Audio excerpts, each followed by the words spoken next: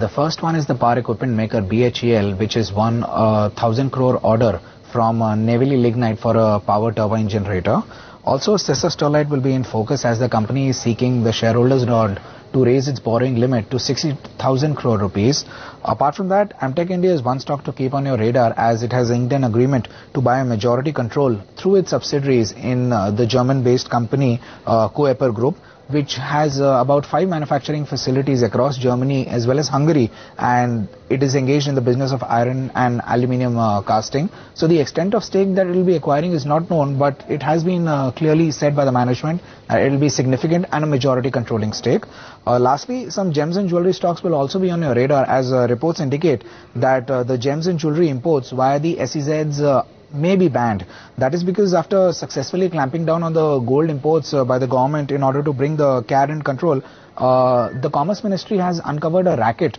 which whereby it's found that gems, jewelry were being round-tripped into the domestic market through SEZs, and that is why it might be looking to clamp down on this as well. Amongst the stocks which are most active in trade, you had Sesa Sterlite, Century Textiles and Aurobindo Pharma.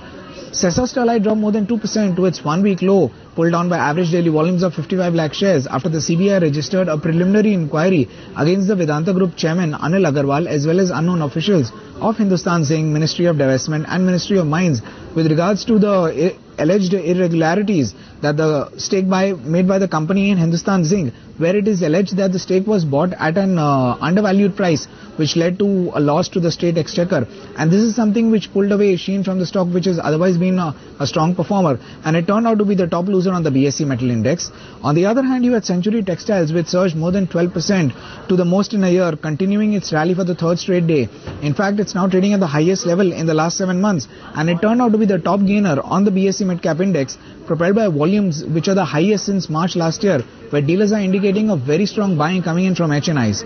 Lastly, Aurobindo Pharma spotted 4% to its record highs, and if you look at its upward march, it has doubled in the last 3 months. In just the last 8 sessions alone, it has already climbed up 35% after getting the US FDA nod for an antidepressant drug, which has a market size of $5.4 billion.